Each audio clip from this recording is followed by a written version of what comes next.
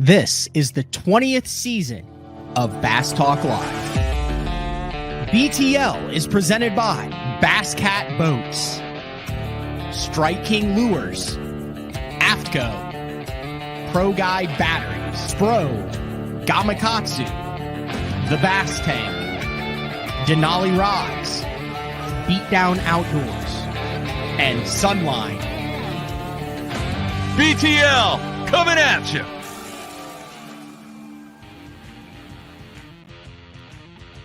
Good afternoon, and welcome to a very special edition of BTL Bass Talk Live, where we are going to talk bass fishing. And if there's one thing I've learned over all my years of doing this on BTL, it's that you don't keep the champ waiting. Live from the Bass Tank headquarters in Sapulpa, Oklahoma, his first full interview since being able to be called the 2024 Bassmaster Classic Champion, Justin Hamner. That still looks weird. You got my name wrong. The champ down there. It's freaking nuts. Thanks for having me on, Matt. Thanks for being on. Excited to have you on. Listen, you've got a crazy schedule.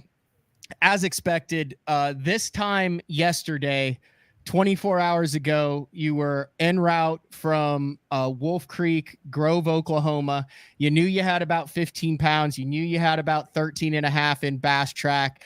Talk me through what you were doing 24 hours ago right now at 4:30 as Justin Hamner, the guy who almost won Lake Fork and was a hammer with a jerkbait from Alabama. It was wild. So one thing that nobody, I don't know, I guess it never got shown because it was so late in the day. So as I was coming in to weigh in, obviously it was freaking blowing out there. So came back a little bit early, and I had to pick up Robbie Floyd at the bridge right there at Wolf Creek. So I was like, well, I'll leave a couple minutes early just so we can do that, make sure I'm not late. I pick him up at the bridge. I was like, well, I got like 5 minutes. Let's stop real quick. Tried to stop on a spot. Somebody was there. I was like, well, stop right here. This boat dock looks as good as any. Freaking rolled up there. Picked up a chatterbait. Haven't caught a fish on it all week long. Haven't even thrown it, I don't think, hardly. Picked it up, threw it beside that boat dock, and Robbie's like, you only got 5 minutes before check-in. I was like, yeah, I probably should just go. Kick the trolling motor on high and am trolling away from the dang dock, and one about rips it out of my hands. It was like the biggest fish of the day. How big was it? I mean, it wasn't that big. It was like 3.5. I don't know. I had 3.5. So what did that call? A 2.4. All right. It didn't make a difference. It would have been a little closer, but did that make you feel a little bit better at least? Because, I mean, dude, I don't think people realize it's like 92 miles from Grove, Oklahoma to the BOK Center. And by the time you crossed the stage, after all the pomp and circumstance, you had been done fishing for about 5 hours. Yeah, that's the worst part about all that. Dude, that's terrible. But yeah, I don't know. You see that kind of stuff happen or hear about it, and it's like, I was freaking out. I ain't gonna lie. I was calm. I was good. Up until about 1 o'clock, 1:30, I lost 4 really good ones, pretty close together. And that kind of wigged me out a little bit. And I was like, dude, I only got my scale said 14.11 at the time. I was like, dude, this is not enough. I mean, the way the weather was, I was like, somebody is crushing them. And but yeah, when that happened, I was like, stuff like that don't happen just randomly. I don't know. That kind of gave me a peace of mind.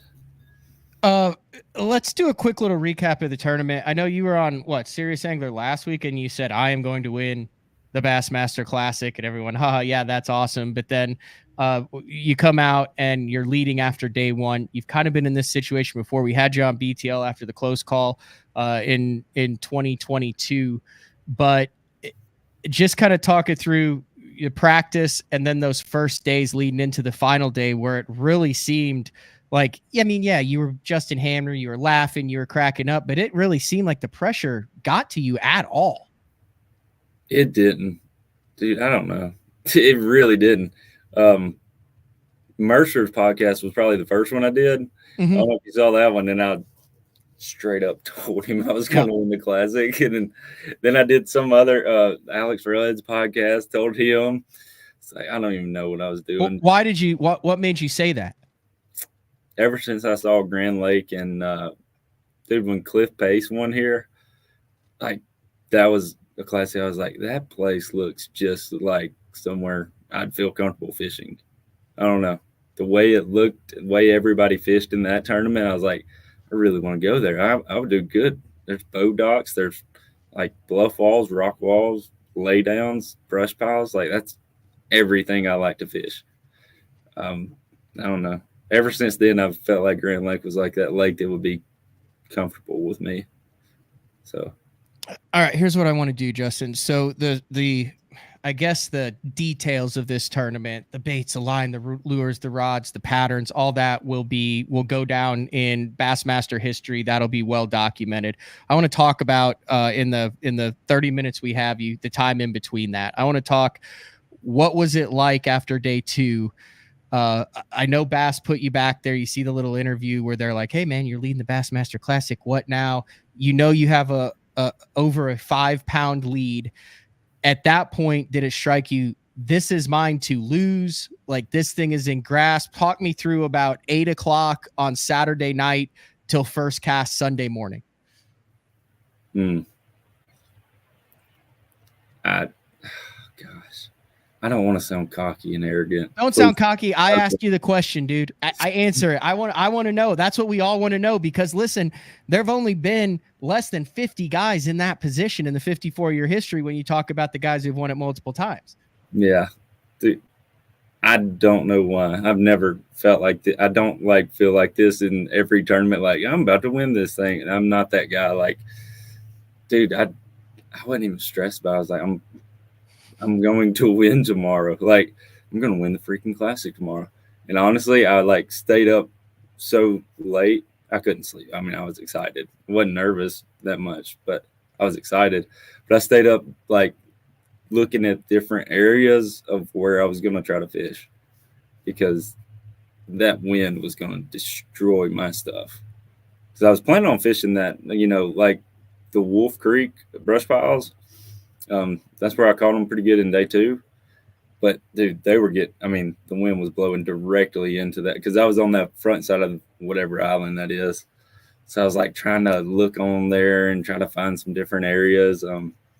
Horse or wolf? Wolf's would take out creek. Sorry. Yep, horse. It's been That's a fine. long day. You won the Classic. You can call it whatever the hell you want to. Yeah, we'll rename that. We can rename it. We can rename that Hamner Cove. Yeah. Dude, Hamner Island. Hung up on those brush piles. You're talking about the brush piles right in the front of the islands out in the mouth of, okay. Yeah, so we had that south wind, so it was blowing right through the gap into that island. Yeah. I tried to start there yesterday morning, and I was like, well, I just want to see if I can actually even fish it, because the wind's going to pick up, the later in the day. So tried to fish that, and it was it couldn't happen. Actually, my best brush pile, I caught a big hybrid first thing in the morning. That got me fired up. So I was like, well, I got some backup brush piles over here that I haven't fished all week. I was like, if the wind comes from the south, they'll be protected. So I go over there, and that's where Adam was. I was like, well. Oh, really? Yeah, that ain't happening. So he was in this protected, that little cove over there to the right when you're going in. So did he see you running, like dip in and go, oh crap, and leave? So did he know that you were running? Yeah. Yeah. Really? So that had to cross his mind then, the leader's running and is looking for somewhere to fish. It hasn't been in here. Yeah, probably. Oh, I didn't even think about that. Because he was wrecking them. Yeah, I didn't know that either.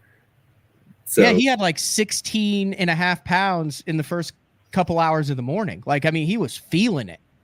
Oh, dang. You didn't know that? No, not a clue. Okay, so at that point, when you had that, you didn't really have that much. I didn't have fish then.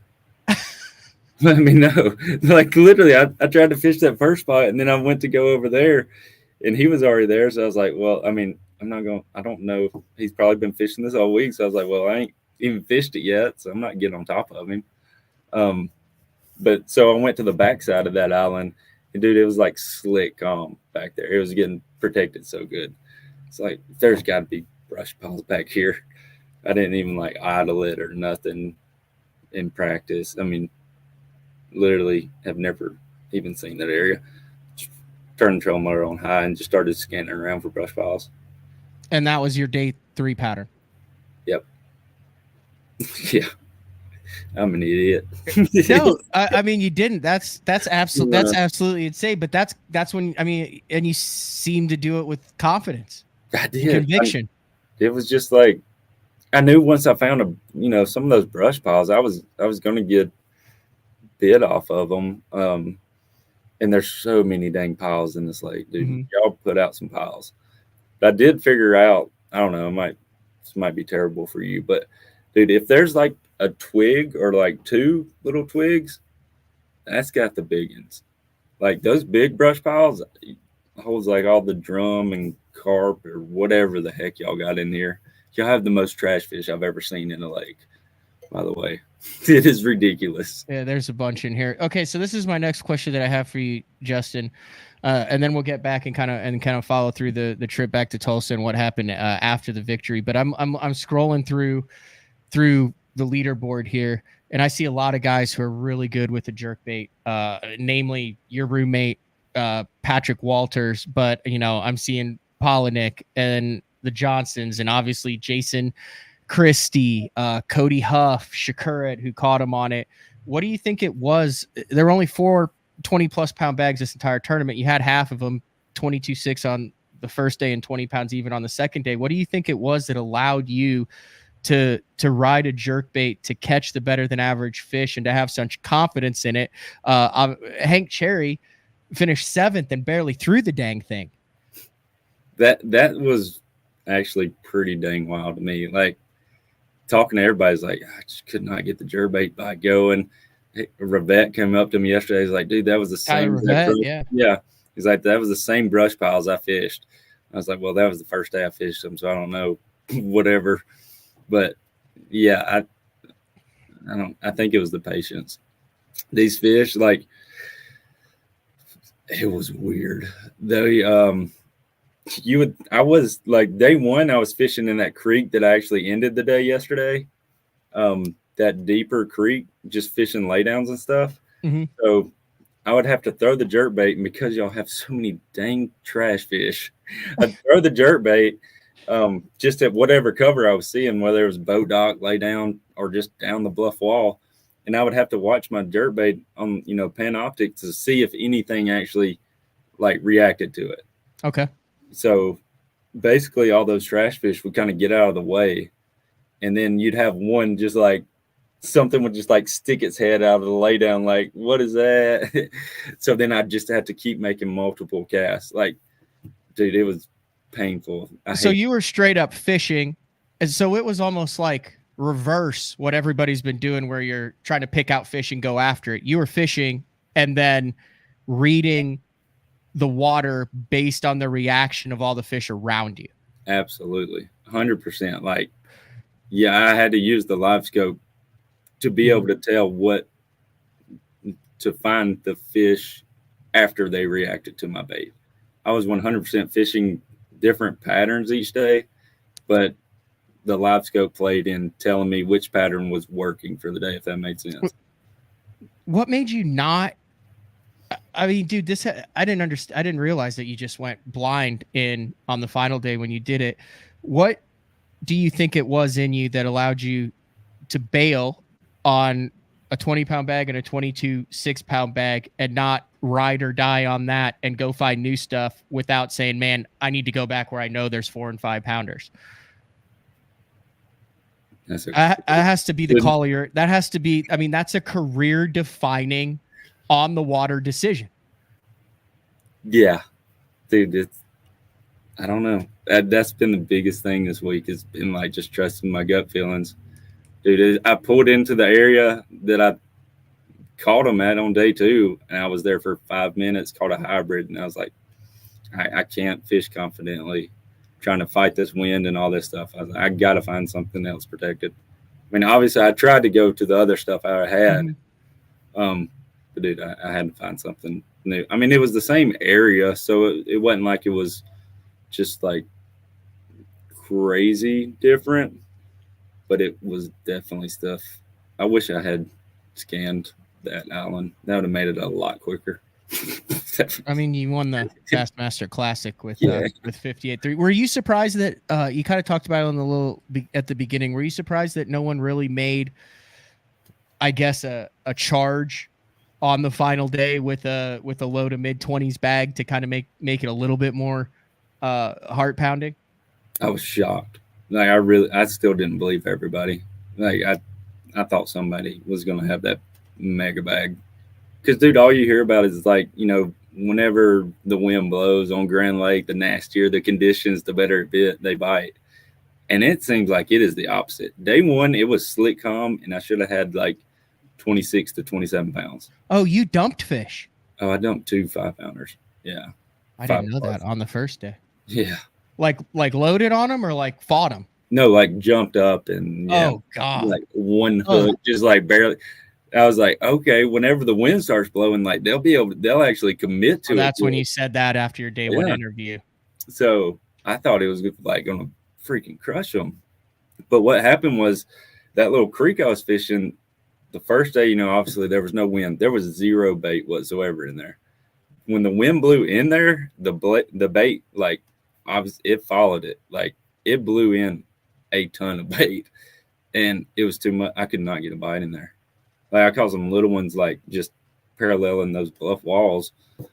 And, dude, they were crushing that bait in the middle of the pocket. So I, like, picked up a Demiki rig, tried that crap, and they would not even study my bait. You think there were good ones that were so dialed in on whatever the bait was, the exact characteristics, that it wasn't even in their stratosphere to eat it? Yep. And those were the fish that you had been catching on the piles that got pulled out to the bait. So now you had no fish where you had been able to pick them off and see their interest, and they were chasing that stuff in the middle. 100%. And normally everywhere else in the country, like, that's what you want, is the bait to come in there, get them active and feeding. And they were, but they weren't. They were too dialed in. Like, back home, you only see that in the fall when they get on, like, that really tiny bait. Mm-hmm. So I don't know enough about this lake to know what that is. On the day one post game, I was talking to Pete Robbins, and he said, well, you know, obviously you were mentioned with the jerk bait, if that became a player in this, as one of the favorites going into this. One of the favorites, but obviously not the favorite. A guy it wouldn't surprise us if we caught him, especially based on your year. But I went back and looked at how you fish at the end of last year and the beginning of this year, and the number of consecutive top 25 finishes you've had, the start that you had in 2024. It sounds like, based on what you said, you were really feeling the momentum, not only just as far as your finishes, but of your decision making and your confidence on the water as well. It's been a good feeling, man. It's been freaking good. Dude, I haven't had that stress. Like, dude, I was stressed out in my first couple of years. Like, dude, the sponsorship stuff that stuff's hard. Like, last year was the first year I actually got to, like, halfway through the year, it's when I quit my lawn care business and started fishing full time. Yeah. Was it you who sent an email to Jeffries when you made the Elite Series that said, hey, my name's Justin Hamner? Was that you? Yeah. Do you remember what you said in that? Because I remember Jeffries came in with this email and he goes, read this. And I said, okay. He goes, I like this guy. And no, we didn't know who you were at the time. Do you remember that? Yeah, I do. Why does everybody make me cry? Like, God, I wasn't trying to make you cry on that. It's just everything that this trophy does it. What was that like? Is that trophy heavier than you thought, lighter than you thought? I mean, you had a weird look in your eye when you were holding it. Like, you weren't kidding when you said you're never going to let it go. Yeah, like, it's mine. It's heavy. It's pretty heavy. But, no, dude, yeah, I messaged Mark because, dude, I've been listening to y'all forever. Mark was the man. Like, It still is. He went to the Classic on Saturday. heck yeah. But like the man, as far as knowing people, I wasn't exaggerating. I knew nobody. Like I reached out to y'all just like, hey, I need some advice. Like that was my biggest deal. Like, dude, I try to be as humble as I can. I'm not good at, I hate talking about myself. No, I know. But I'm asking you But, about like, yourself. So yeah, no. So that's kind of like the deal of like when I reached out to Mark, it was more of like I'm not good at this. Like I'm trying to learn how to, reach out to people, and because everybody's like, well, you gotta start bragging about yourself to be able to get these sponsors and tell people how good you are. I was like, gosh, nope. So I don't know. But yeah, it was reaching out to him just to try to get a feel of the industry and like some tips on what to do and how to handle it. Yeah.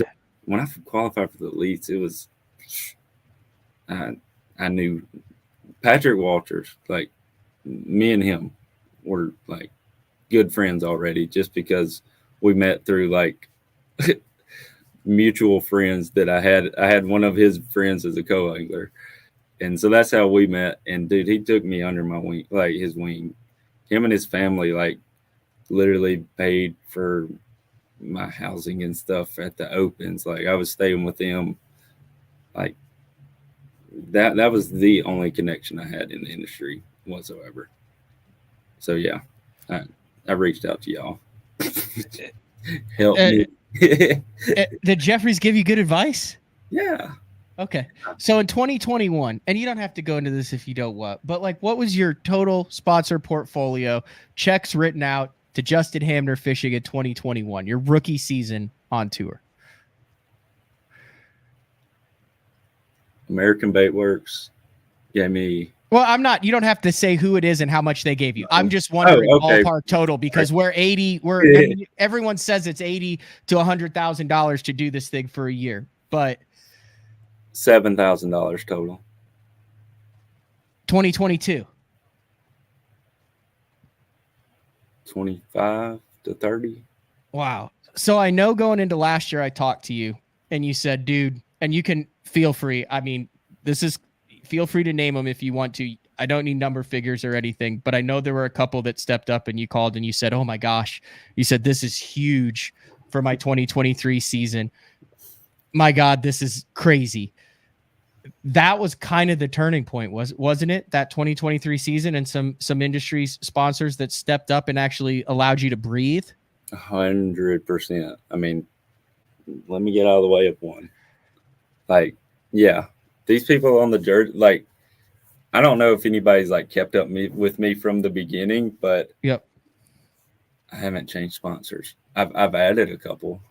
I haven't changed a single sponsor from the first, year or two that people gave me a shot. Dude, I'm forever grateful. Yeah.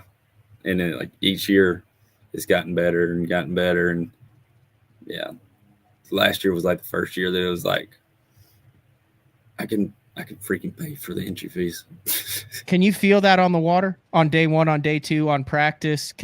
Does that make a definite difference in performance, just not having that hang over your head? 1,000%. Wow. If you can't tell the difference. Yeah. From halfway through. Well, I mean, you're always laughing and having a good time. Like I said, you're one of the most well-liked guys out there. I've never heard anyone say a cross word about you, but you never know what's going on internally.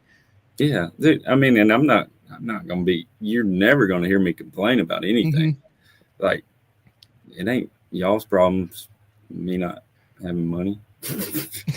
I got money now, though. Okay, let's get back to the final day then. Did you know you had it when you're standing there and Mercer's doing that top six, which by the way, I thought was really badass, where they pan back you and Mercer. Did you guys practice that? Did you know how that was going to go down? Like, we filmed it the night before. Okay, so that was filmed the night. How many takes did that take without someone giggling? Oh, no. 2. It was 1 taker? 2 takers? It was the first take, we crushed it, and some dude tripped over the fog machine. Who tripped over the fog machine? The guy holding the light bar. Oh, so it wasn't Everybody's like, come on. Like, what are you doing? So you filmed, but dude, that was a classic edition. Like, did that give you? So wait, you filmed that the night before you went out Yeah. on the final day? Yeah. Oh my gosh. I don't know how I wasn't nervous. I'm like more nervous now talking about it. I didn't give a crap.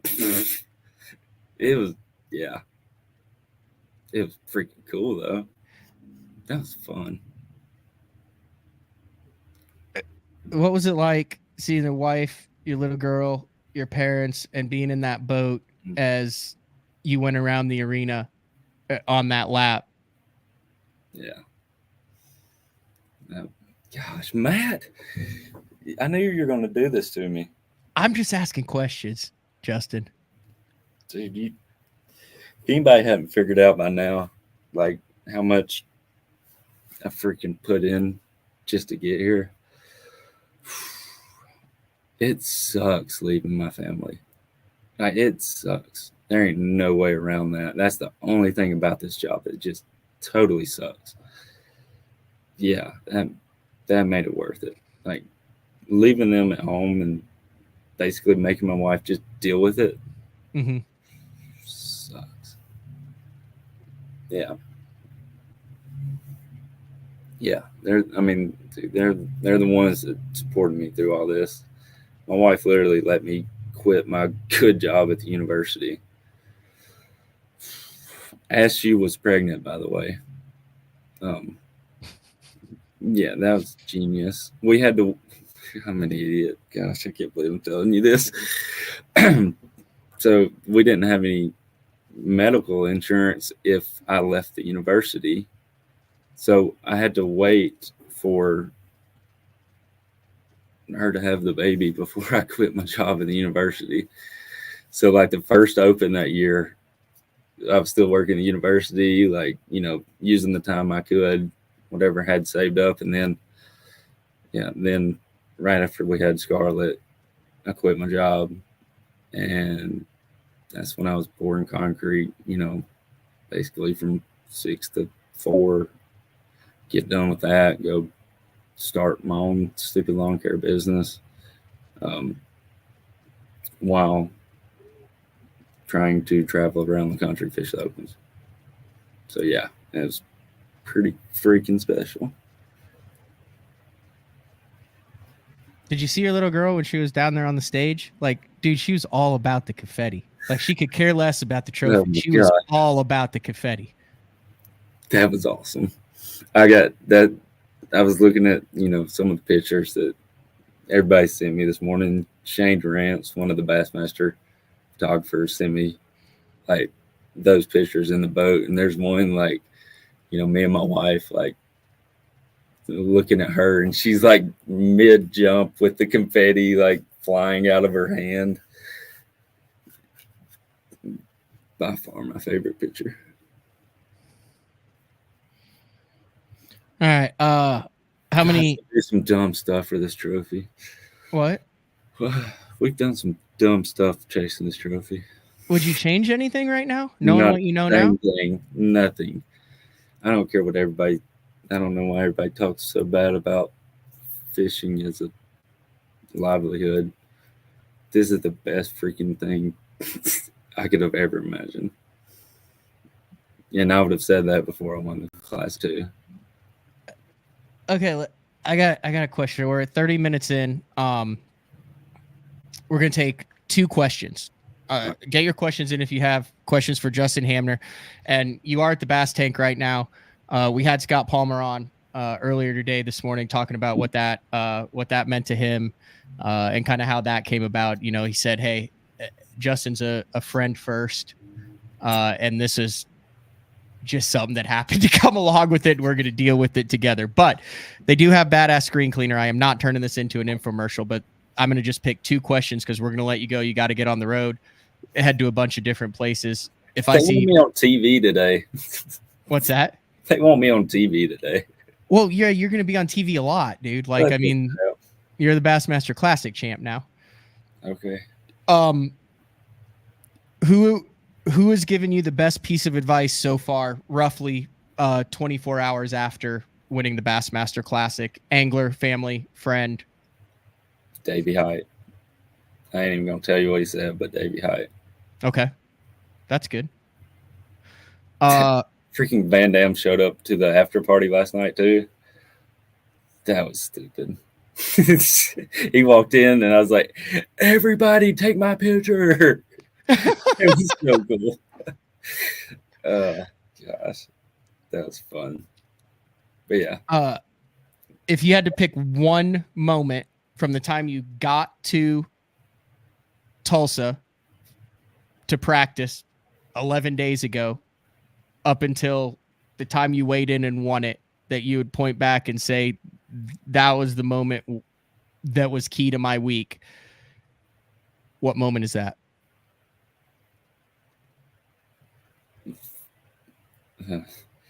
This is so dumb. In that creek that I caught the 22 pounds the first day and like ended the day in yesterday, my practice was so terrible.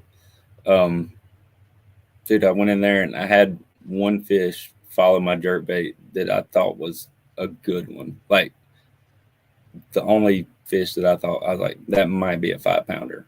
Like I saw it follow it, my jerkbait out of one of those treetops. It's like, yeah, this is the only place I've actually seen a bigger fish. And I rode that the whole way. Chuck Fish, shoot me an email, matt@basson.com. I'll forward it on to the guys at the Bass Tank. They'll send you the screen cleaner. Good question here. What did Gussie say when he handed you the trophy? Couldn't have happened to a better dude, and your life just changed for the better. And Team Jesus Outdoor. Oh, sorry. Go ahead. Gussie's a good dude. I like. Oh yeah, yeah. No one has a bad word to say about Gussie. He's the man. Team Jesus Outdoor, same thing. Matt@basson.com. Put in the title, Bass Tank Screen Cleaner, professional series marine electronic screen cleaner. Smells great. It does. Cleans your screens. He wants to know, how does this change your approach for the rest of 2024? You guys are in Florida for the Florida Swing in 2 weeks. I don't even want to bring up Angler of the Year, but you're right there, bro. That's pretty cool. Jeez, this has been a dang good year so far. I know. I mean, I don't want to talk 95 Mark Davis yet, but I don't know. Dude, the way everything's rolling right now, I'm not going to change anything. I can tell you that. My mentality coming into this year, it was already different. Like the beginning of the year, I said I wanted to win. I wanted a trophy. Like I wanted a trophy bad. And then after coming so close at Fork, that's kind of when the whole momentum of I'm going to win the Bassmaster Classic. Like, dude, I want all the trophies. I don't know. I'm fishing so free and relaxed. I don't know. Can we get that on a t-shirt? The Hamner signature series line. It just says, I want all the trophies. Oh my gosh. Yeah. All right. Well, this is BTL special. I think we're just going to leave it at that. I know you'll have a lot more interviews. I'm looking forward to hearing you on Mercer, the first place where you did say that you are going to win the Bassmaster Classic, little Babe Ruth-esque, calling your shot. And I'm sure looking forward to listening to that one. It's going to be awesome. I do got a question. I just came up with this. Oh boy. Oh gosh. No, it's a for real question. I know. Hit me with it. I'm ready. I'm ready to go. Classic Champ wants to ask me a question. I'm all ears. All right. Anybody want a T-shirt? Come up with something like something that'd be good for a T-shirt. Like apparently we're about to have T-shirts with something I want on them, and I have no idea. I want something funny or something cool. I don't know. Just somebody get a good line. I mean, you're not just going to go with Hamner time? Really? Yeah, that's your deal, man. Mercer gives you a deal. You go with it. Okay. I mean, Hamner time. Okay. Sorry. I asked dumb questions, man. That's not a dumb question. It's just an easy answer. Well, if anybody else got something funny. Yeah, if anyone else has it, feel free to put it in the comments here underneath this. Do you have any? You don't have a professional video guy? I did, dude. This is so dumb. Did you know this? Is that what No, I have no clue. I have no clue. I was literally asking. I've never had a professional video guy, nothing like that. I hired one for the Classic this year. No way. We're about to have some freaking bad videos. So is he yours for the rest of the year now? He is now. Okay. Yeah. We're about to do it's gonna be like we're originally just gonna do one YouTube video. He's the one that's been doing my reels and stuff this week too. Mm-hmm. It looked pretty dang awesome. I wondered who was doing that because I don't think you know how to do a reel. Nope. I know one reel. Do you have your phone with you right now? Yeah. Yeah. So I took a screenshot after you were leading the Classic, but before you had won it.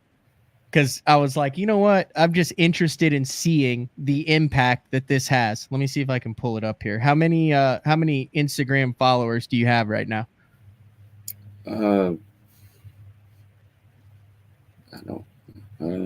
Click on the Instagram and then just scroll to the top of the page and look at your number of followers. 13.2 thousand. I took this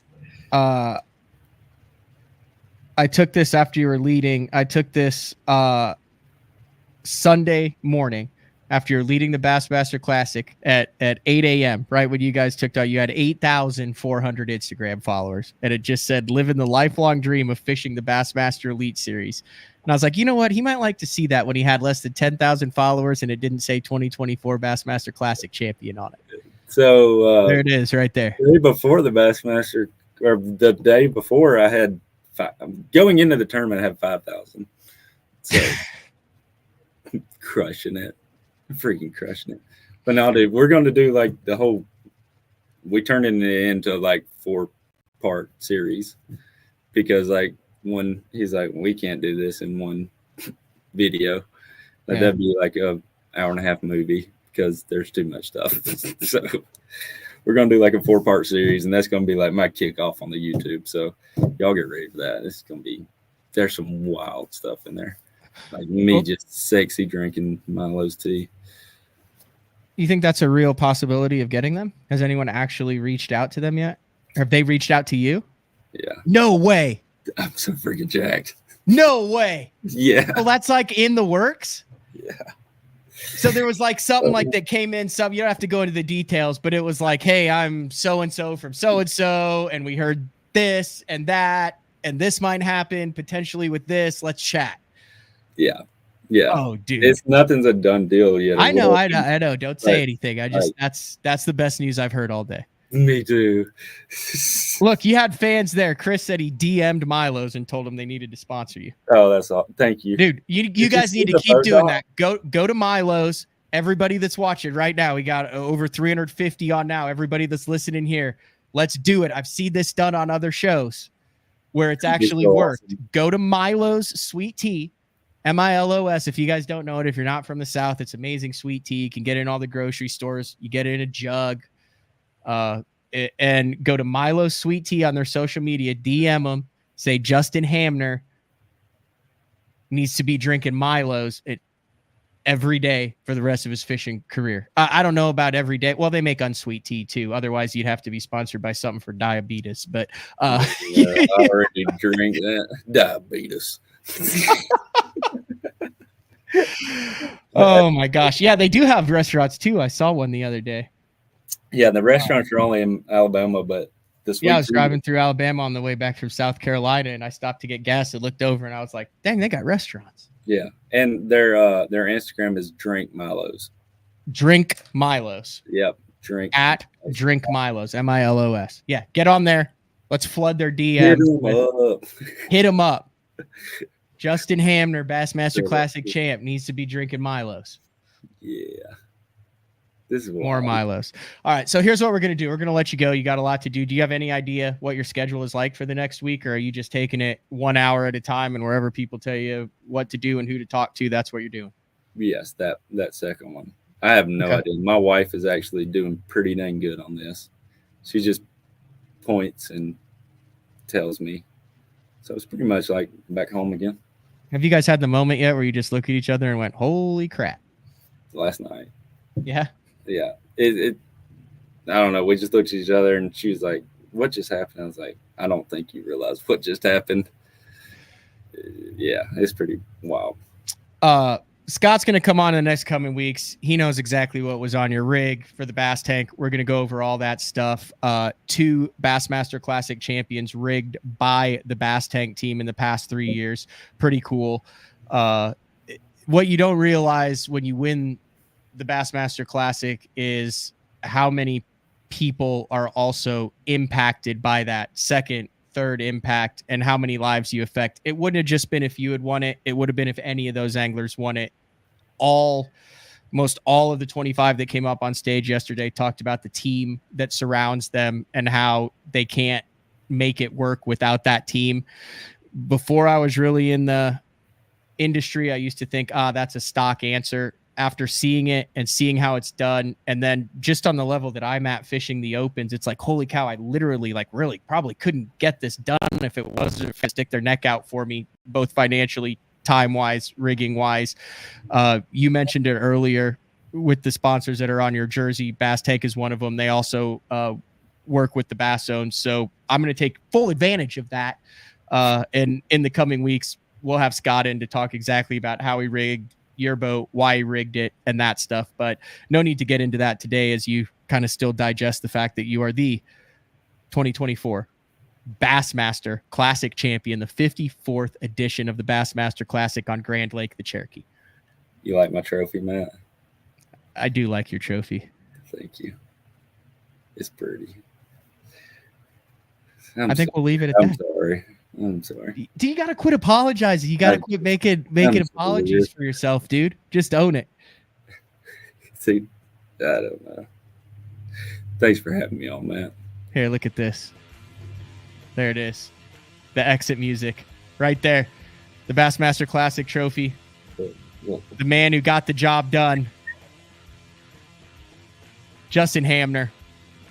I have Is no it idea weird that I slept with this last night? No, not at all. That's the 7th phone call since we've been talking. That's why we'll let you go. Like I said, we got you for 3 minutes longer. Can I come over to your house and take a nap? You do whatever you want. All right, I'll see you in a minute, buddy.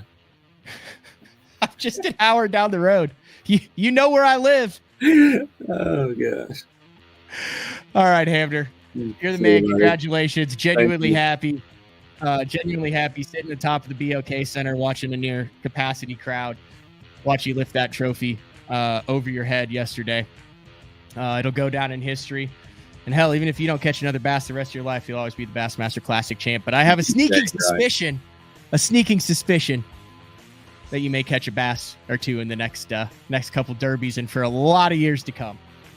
Thank you, Matt. I really appreciate it. All right, we're going to leave it at that. No idea who's on the show tomorrow. I guess we'll cross that bridge when we get there. This has been a special edition. I'm just going to leave y'all and stay right there. I'm going to put the BTL logo out. Yeah. I'm going to say this has been another edition of BTL Bass Talk Live tomorrow, Tuesday, 8:30 a.m. Hey, if you guys like what you're doing, like, follow, share this stuff. Go onto the iTunes if you're listening. Give a review and a stars. That helps. Definitely support the cause because unlike Justin Hamner, I don't have $300,000 that I just won on Grand Lake. We'll talk to everybody tomorrow. Later.